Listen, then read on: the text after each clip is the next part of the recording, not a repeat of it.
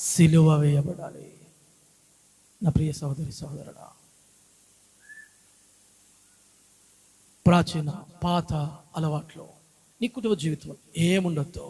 ఒకప్పుడు విగ్రహారాధికులము, ఒకప్పుడు పాపములు జీవించిన, ఒకప్పుడు పాపంలో మనం నడిచిన, ఒకప్పుడు అన్య ఆచారం కలిగిన వ్యక్తిగా ఉన్నాం, ఒకప్పుడు మనము విగ్రహారాధనలకు పూజించే వారు ఉన్నాం, ఒకప్పుడు సోద చేయించుకున్నాం, ఒకప్పుడు మంచి చెడులు చూసినాం.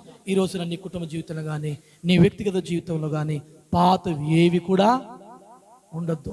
ఏది మంచి ఏది చెడు అని నీ జీవితంలో ఉండకూడదు. ప్రతిదీ కూడా నియమించేది దేవుడు మాత్రమే. హల్లెలూయా.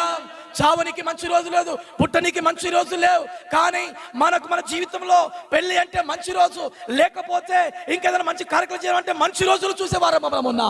ఇది పాత జీవితం, ఇది పాత కుమ్మము.